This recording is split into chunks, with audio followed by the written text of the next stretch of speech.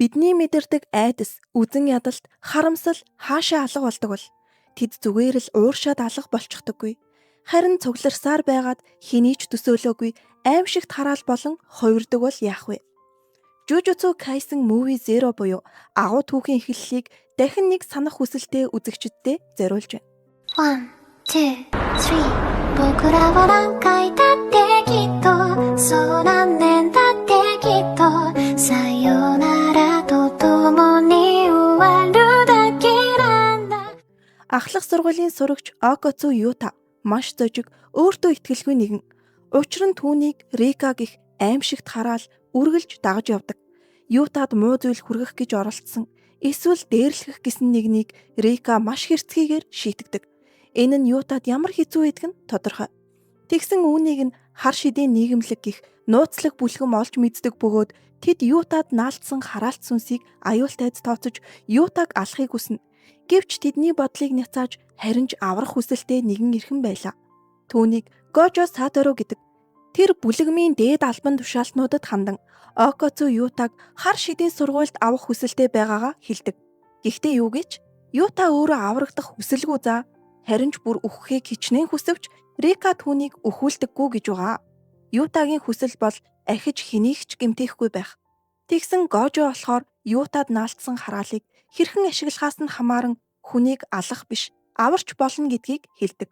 Хүчээ хэрхэн ашиглахыг сурчих бол дараа шийдвэрээ гаргаж болно үсттэй гэснээр түүхийн эхлэл тавигдана. Хар шидийн сургуулийн сурагчид шинээр ирж байгаа сурагчийн тухай цуу яриаг сонсжээ. Ангийнхаа 4 хүүхдийг шүүгэнд чихэж хүнд гэмтээсэн гин. Ингээд ангидаа ирэхэд нь Гожо багш жирж шин сурагчийн тухай танилцуулж Ютаг анги руу оруулдаг. Юта ангид хөл тавьбөө үгүй юу? Бөө юм болж байгаа. Аргагүй штэ. Хараалч ирсэн нөхөр хүрээд ирнэ гэж яаж мэдвүдээ?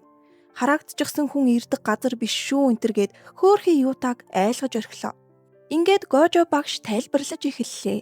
Японд дах үл мэдэгдэх үхэл орс сураггүй болдог хүний тоо жилд дунджаар 10,000-ыг давдаг. Ихэнх нь хүний биеэс гарсан сөрөг сэтгэл хөдлөл буюу хараалын хохиролд өртсөн байдаг. Мэдээж дунд нь хараалчийн хорон уйлж багтана. Хараалыг зөвхөн хараалаар л зогсоож болдог. Энэ газар бол хараалыг дарахын тулд хараал сурдаг хар шидийн сургууль. Тэгсэн Юта маань энэ талаар одоо л сонсож байгаа болохоор эртгэн хэлэхгүй дээ гэж авдیں۔ Одоо л хэлж байгаа байхгүй юу? За тэгсэн юугүй л нөгөө Рика чинь Ютагаа хамгаалах гээд гараад ирнэ. Үнэн дээр Рика бол Ютагийн бага насны хамгийн сайн найз бас сэтгэлтэй охин нь байлаа. Рика Ютагийн төрсөн өдрөөр нь сүйн бөгж бэлэглэж байсан удаатай. Гэвч Рика 6 жилийн өмнө түүний нүдэн дээр автын ослоор нас баржээ. Рика өгсөн ч түүний Ютаг гих сэтгэл эцэст нь хараал болон Ютад хүлэгдэн үлдсэн байна. Бүх юм болоод дуусны дараа л Гожо багш Юта руу дайрвал хараал нь идэвхждэг талаар хэлж идэг шүү. Дараа нь Гожо багш Ютад сурагчдаа танилцууллаа. Ууртай эмэгтэй бол хараалт хэрэгсэл ашиглагч Зенин Маки. Хараалыг ялах тусгай зэвсэг ашигладаг нэгэн. Хоолны орцноос өөр үг хэлдэггүй залууг Инумаки Тоге гэдэг. Хараалын үг ашиглагч. За панда бол мэдээж панда. Үдээс хойш хар шидийн бэлтгэл хийхээр 2-2-ороо баг болцоолоо. Тоге панда 2 1 баг, Маки Юта 2 1 баг. Хөөхий Юта маань шинэ найзуудтайгаа дотносчих санаатай юм дуугартал Маки өөдөөс нь чи дээрлэхүүлдэг байсан бидтэй. Би байсан ч гэсэн дээрлэх л байсан гэж авд юм да. Тэгээд араас нь хамгаалуулж байж хохирогч шиг царайлаад байх хэрэггүй л гин. Үдээс хойших хар шидийн бэлтгэл хийх газар бол сурагчт нь ор сураггүй болдог сургууль. Гожо сургуулийг тойруулан шүн болсон мэд харагдах үед хөшиг татдаг. Энэ нь манай хэдийг гаднаас нь харагдахгүй болгож хараалыг гаргаж ирдэг хориг. Дотроос нь амархан нээж болдог гин. Гожо багш явхаасаа өмнө аль болох өвчихгүй хичээгээрээ гिचээд явлаа. Юта хэлсэн үгэнд нь сандартал аль үжээ урд нь 3 цагаан юм гараад ирсэн байдаг шүү. Маки хурцтай хөдөлж тэр хараалуудыг дорн устгана. За тэгээл айж өөхөх гээл явж итэл нь Маки Ютагаас хэддгээр зэргийн хэм гэж асуудаг. Нөгөөх нь юун зэрэг мэрэгтэй тийм юм мэдэхгүй явж байгаа юм чинь. Мэдэхгүй штэ гэсэн чинь тэнэг нүдний болцтой нөхрөөс авсан сурагчийн үнэмлэхээ үзүүлэл гэж байна. Маки үнэмлэхийг нь аваад хартал тусгай зэрэгтэй байх нь тэрэ. Тусгай зэрэг нь 1-р зэргийн дээр байдаг болохоор Маки ихэд зочирдно. Тэгээд бүр асар том хараал дайрах гэж байгааг ч анзааралгүй өнөө мангастаа залгиулчт юм да. Маки хараалт хэрэгслээ гадаа унахчихсан болохоор дэлбэрх нь холгүй уурладаг. Юта руу бүр чамайг хамгаалдаг хараалч нь яач ваа гэд хашгичж энтэр. Тэгсэн гинэд яриаг нь тасалж хүүхдийн туслаач гэх дуу сонсогдох нь тэр шүү. Дуу гарсан зүг рүү харахад хоёр жаахан хүүхэд хизээ мүдгүй хараалт идэгдэж үхэгдсэн байдалтай харагдана. Одоо яах вэ гэтэл Маки ч гэсэн хараалын нөлөөгөөр унаад өгдөг. Гэсэн ч яахаа мэдэхгүй юу хийхээ мэдэхгүй айн зогсох Ютаг зоригжуулж хатуухан хідэн үг хэлнэ бас. Урам орсон Юта маань хуруунд дахь бөгжөндөө нэг хурч аваад тусламж гуйхад Рика гарч ирнэ. Гарч ирээд өнөөмөө авраг мангасыг жинхэнэ тасар татандаа энэ бүхний гаднаас нь Гожо багш хараад зогсож байгаа. Тусгай төвшний шүглсэн сүнс Рикагийн жинхэнэ дүрхийг харах төлөвлөгөөтэй байсан бололтой. Рика өнөө мангасыг дуусгаж явах хооронд Юта маань Мика болон хүүхдүүдийг үүрсээр хөшигний гадна гарч ирж чаддаг. Юта анх удаа өөрийнхөө хүслээр Рикаг гаргаж ирсэндээ гайхан суна. Энэ үедээ дахин нэг удаа Рикатай хамт байсан дурсамжаа эргэн сандаг. Том болоод гэрлэн шүү гэсэн тэр амлалтаа ч гэсэн дахин нэг санана. Энэ бүхнээ бодсон Юта нэг зүйлийг бодсон нь Рика Ютаг хараасан уу? Юта Рикаг хараасан уу гэдэг байлаа. За өнөө хар шидийн нийгэмлэгийн хурал нь болж байна. Гожо багшийг тусгай төвшний хараалт сүнсийг чөлөөтэй байлгалаа инээ тэрэгээд баахан үгэллээ. Гожо багш харин тэр сэдвийг нь үл харгалзан хар шидний удамгүй айлын хүүхдийн хараал яаж тийм амар болсон тухай ярьж эхэлдэг. Нийгэмлэгийн нэг хүн Гожод хандан Ютаг алахыг түр хойшлуулсан төдий гэдгийг битгий мартаарай гэж санууллаа. Тэгсэн чин Гожо болохоор би Ютагийн талд орохыг ч битгий мартаарай л гэж авчина. Рика шиг асар том хараалыг арилгах бараг л боломжгүйч чөлөөлж болно. Хэдэн 10,000 хараалын зангилааг уншин нэг бүрчлэн тайлдаг гин. Үүнийг Гожо багш хараагдсан байгаа чинийлж чадах зүйл гэж Ютад хэлдэг. Хараал ямар нэг зүйлд шүглсэн үедээ хамгийн доктортой байдаг гин. Тийм болохоор л Юта бөгжөөрөө дамжуулан Рикатай холбогдсон юм байна. Тэгээд цаашид Рикагийн хараалыг аван Элдэнд шингэн удирдахыг зөвлөлөө. Баг багаар шилжүүлсээр ирээдүйд Элдэнд бүх хараалыг шингээх ёстой гэнэ. Тэгхийн бол Рика Юта хоёр хоёулаа ирэх чөлөөтэй болно. Гэхдээ юун түрүүнд Юта эхлээд элдээ ашиглаж сурах хэрэгтэй. Гожо багш түүнийг хатуухан бэлтгэнэ л гин. Гожо багш ч гэлтгүй ангийнхан нь бараг бэлтгэж байгаа юм дөө. Маки энтер бүр батирч байгаа юм чинь.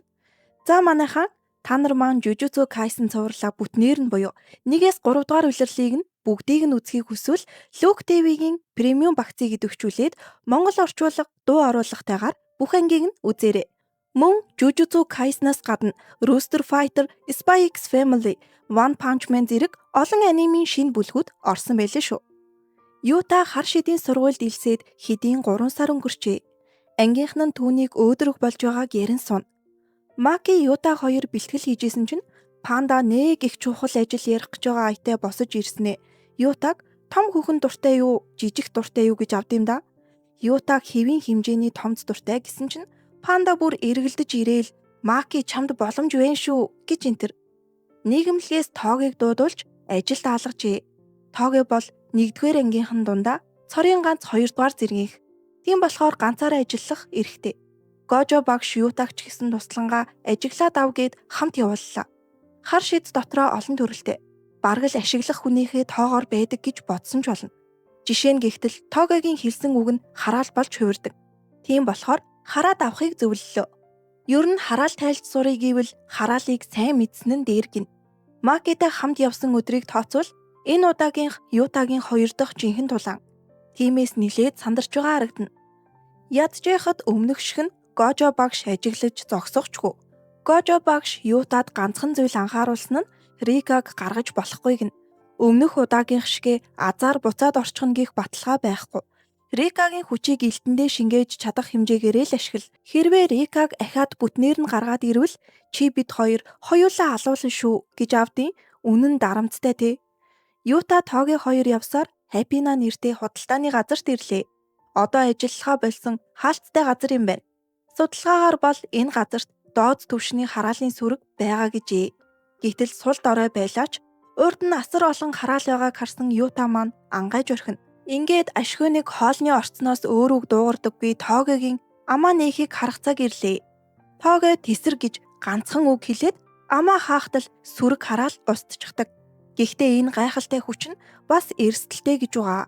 Хараалтай үг хэлснийхээ дараа хоол нь маш их өвддөг учраас тулаандаа ийм авч явах хэрэгтэй. Манай хоёр хэдийн ажиллаа дууссан гэж бодоод явах гэсэн ч хөшгөн нээгдсэнгүү. Гинэд ард нь хараал гарч ирэх нь тэр. Ютагийн хувьд өдийг хүртэл харж байснуудаас нь огт өөрөөс гадна яавч доод түвшний хараал биш нь тодорхой байлаа. Хараал манай хоёр руу дайрахад Юта хөшиж тоогийн харин мушгир гэж хэлсэн ч тэр хараалт мангасын ганц гар нь л мушгирдаг. Ядчитэл хоолойны имээ унгаад алдчихсан. Манай хоёр мангасаас зүгтэж нуугдсан ч мангас тэдний араас хөөсөнчгүй. Зогссоор л байгаа харагдана. Юта утсаа аван дуудлага хийх гэсэн ч хөшигний дотор сүлжээч байдаггүй бололтой. Манай хоёрт тулалтгаас өөр сонголт байсангүй. Тоогээ Ютаг үлдээгээд ганцаараа үзэлцгээр явах гэсэн ч Юта маань хулчиж үлдэхийг хүссэнгүй. Гожогийн хэлснээр Рикагийн хүчнээс тодорхой хэмжээгээр л элдэндээ шингэн тулалтгаар шийджээ. Гэхдээ мэдээж энэ зэргийн хараалыг одоохондоо Ютаг хэрхэвч барахгүй. Тиймээс ядаж тоогоёд тусалж хоолойны эмийг нь олоод авч чадвал болох нь тэр. Энэ төлөвлөгөөнч бүтэж манай хоёр хараалыг устгаж чадлаа. Тэгсэн ч хачирхалтай нь хөшиг нээгдсэнгүү. Учир нь энэ дотор 3 дахь житгээд байж таарлаа. Энэ хүн өмнөх тулааны үеэр Ютагийн унагсан сурагчийн үнэмлэхийг олж авсан ба Ютагийн зэргийг хараад өөртөө нийжил байгаад ихэд сонирхолтой төржээ. Гэсэн ч магадгүй дараагийн удаад уулзахаар төлөвлөсөн үү яв. Манай хоёрт өөрийгөө харуулсангүй. Тоогээ төрсөн цагаасаа л хараалт үг ашиглаж байсан болохоор их л зовлон үдсэн гин. Жишээлбэл хараахыг хүсээгүй хүнийг хараах зэргээр энэ байдлаараа Ютатай багч хийсэн адилхан. Юта тоогийн хоёрын асуудлыг мэдээж шалгаж эхэлсэн байлаа. Шалгалтаар тэдний хөшигний гадуур дахин нэг хөшиг татсан байсан нь илэрсэн байна. Дээрээс нь бүр өнөө гинтийн гарч ирсэн хараал нь дэд нэгдүгээр төвшний хараал байсан гин. Гожо хэргийн газарт өөрөө очиж үзээд хэрэгтнийг нь хэн болохыг шууд л таамаглах нь тэр. Тэр хэрэгтнийг Гетос сүгрүү гэдэг. Тусгай төвшний 4 хар шиддний нэг. 100 гаруй энгийн иргэнийг хараан алж, хар шидийн сургуулиас хөөгдсөн гамшиг таригч хар шиддэн. Гето дээр сүнс шүглсэн гих хүмүүс ирж тусламж авдаг.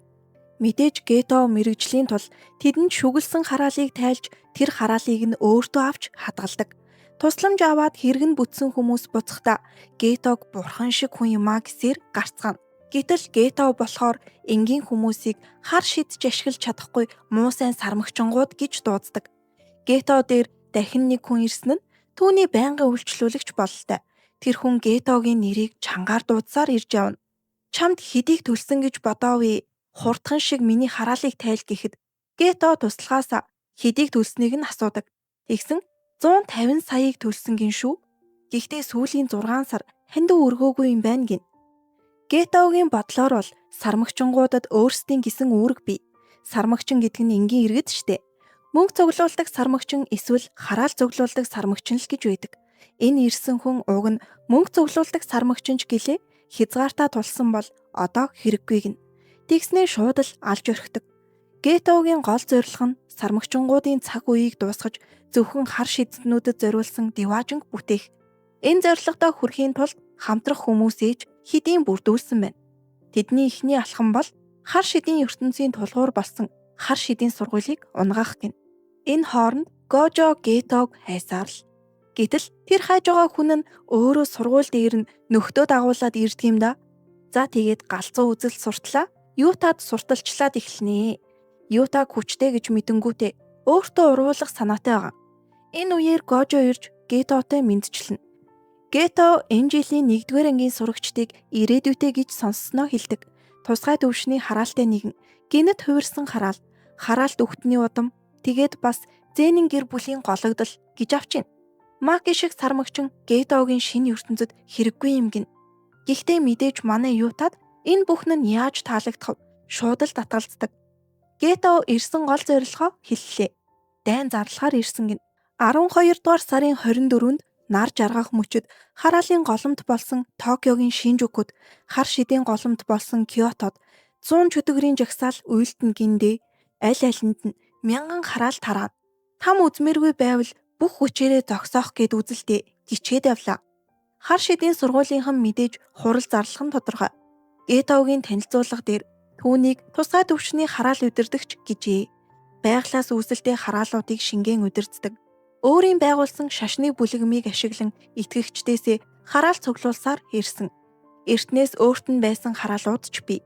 Ойрын хэдэн жилд хараалын мэдэгдэл цөөрч байсныг авч үзвэл 2000 хараал тараана гэсэн нь зүгээр ч нэг сүрдүүлэг биш байх гин.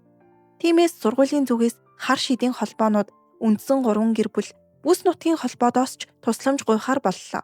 Энэ удаад Гетогийн хараалыг бүр мөсөн дарах хэрэгтэй гин. Төд удалгүй 12 дугаар сарын 24 болно. Бүх хүчээрээ тулалдлаа гэхэд ялах магадлал 30% таа байгааг Гето багийнхандаа хэлдэг. Хар шидийн холбоо тулаанд оролцвол бүр 20% ч хүрэхгүй гин.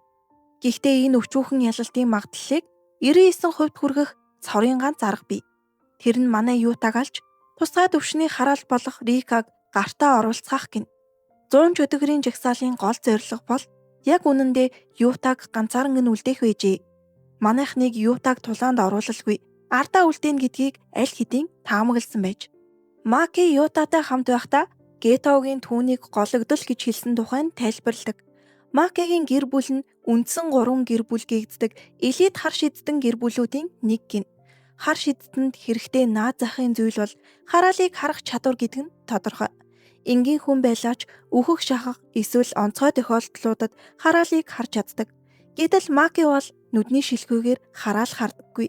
Түүний хэрэгслүүд анхнаасаа хараалын хүчтэй болохоос биш тэр өөрөө ашигладаггүй. Тэгээд л гологдоод гэрээсээ явчихсан гин. Макигийн ирээдүйн зорилго нь хараал харж чадахгүй байсан ч нэгдүгээр төвшөнд хүрч гэрийнхнийхээ атаархлыг төрүүлэх. Тэгээд Зэнийн гэр бүлийг дотроос нь суйруулна гэж байгаа юм да. Багасаа л Зэнийн гэр бүлийн ичхүүр гэж дуудагдж иржээ. Тэгсэн энэ яриаг нь сонссон манай Юта би ч гэсэн өөр шиг чинь хүчрхэг болмоор байна гэж хэлээд сэтгэлийн утсыг нь хүндчнөө. Анх удаа л Ютагийн ачаар хүлээн зөвшөөрөгдсөн мэдрэмж авах нь тэр. 12 дугаар сарын 24 буюу жагсаалын өдөр. Бүгд л Гетогийн төлөвлөсний дагуу явж байна.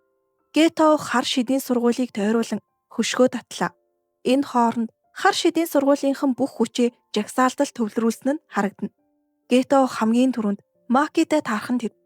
Гожо гинэтхэн Гетогийн төлөвлөгөөг ойлгосноор Панда Тоге хоёрыг сургууль руу шилжүүлдэг. Тэр нь ч болсон юм. Пандаг ирэхэд Маки бүр буудаа олцсон хэвдэж байгаа юм чинь. За тэгэл хар шидээс гадна тулааны урлагийг ч оролцуулаад үзэж гарлаа.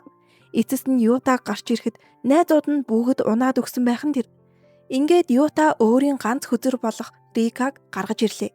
Юта найзуудаа аврахад Рика Макид уурлах гэдэг. Юта харин түүнд Макид уурлаж болохгүйг сануулхад Рикач Ютагаас уучлалт гуйдаг. За тэгээд эргээд тулаандаа орлоо. Манай Юта Гетог гайхшруулсан алхам хийдэг. Хараалт үг бол Тогигийн уламжлуулан хөгжүүлж ирсэн арга. Гэтэл нэг жилч хүрэхгүй сурсан Юта түүний аргаас ашиглах нь тэр. Энэ хооронд Шинжуку болон Кёотод ч тулаан өрнөсөөр. Тулааны явцад Юта улам бүр хурдан илүү хүчтэй болсоор байлаа. Гэтэл Гето өөдөөс нь тусгай төвшний хувцсан чүглэсэн хараалыг гаргаж ирдэг. Тэгснээ нэмээд одоо өөртөө байгаа 4462 хараалыг нэгтгэж дайрхан гин. Юта Рика тандан үргэлж хамгаалдагт чинь баярлалаа. Намайг хайрлсанд чинь баярлалаа. Ахаад нэг удаа туслаач түүнийг зогсоомоор байна. Дараа нь надад юу ч хэрэггүй. Өөрийн ирээдүй бие сэтгэлээ бүгдийг нь чамд өгье. Цаашдаа үнэхээр үрд хамт байна. Хайртай шүү Рика. Хамт явъя гэж хэлдэг. Энэ хэлсэн үгнийх нь ачаар Рикагийн хүч нэмэгдэж эцсийн тулаан өрнөнө. Эцэст нь эцэж догонцсон Гето зүхтах замдаа үнэхээр гайхалтай хүчтэй юм. Ёстой л энэ ертөнцийг өөрчлөхөөр хүч байна. Рикал байвал нууцаар хараал цуглуулах шаардлага чалга. Дараагийн удаад заавал өөрийн болгоно гисээр алхаж явдаг. Энэ үеэр түүний урд Гожо гарч ирнэ. Тэд урдын цагт нэг нэгэндээ хамгийн сайн найз нь байсан ч одоо бол өөр өөрсдийн сонгосон замаар алхаж яваа. Ютаг ухаан ороход найзууд нь хэдийн сэрэгчгсэн түүнийг тойрон сууцгааж байлаа. Энэ үеэр Ритач гарч ирэн Ютагийн нэрийг дууддаг. Тэгснээ мангасаас шууд амьд байх үеийн төрхөндөө орчдөг шүү. Нээрэн Гожо багш Ютагийн талаар удаан судлуулсны эцэст Японы 3 том тайлгчийн нэгнийх нь удмын хүн байсныг олж мэджээ. Нилээд холынхч гэлээ. Гожо Юта хоёр хамаатнууд юм гиндэ. Ютагийн таамаг эцэст нь зөв байжээ. Рика Ютаг хараасан юм биш. Юта л Рикаг харааж өөртөөгөө хүлсэн байж. Харин эцэст нь Өнөөдөр хараал тайлагдлаа. Хараал хийсэн нэг нь гэрээгээ цуцалж, хийлгүүлсэн нь шийтгэл хүсэхгүй бол чөлөөлөгдсөн гэсэн үг. Энэ бүх зүйл өөрөөс нь болсон гэдгийг сонсоод Ютагийн сэтгэл маш их өвддөг. Тэгсэн Рика ирж түүнийг тэврээд хангалттай цаг өгч хажуудаа байлгасанд баярлалаа гэж хэлхэн тэр. 6 жилийн турш амьд байснаасаа ч илүү жаргалтай байлаа гин. Тэгээд замхран алга болохоос өмнө хамаагүй хурдан ирж болохгүй шүү. Дараа уулзъя гэсээр явлаа. За энэ хүрээд аним маань дуусаж байна. Та нар маань Jujutsu Kaisen анимынхаа үргэлжлэлийг үзхийг хүсвэл Look TV-гийн премиум багцыг идэвхжүүлээрэй. Buttercup baby just to let me down and mess me around and in words of all you never go baby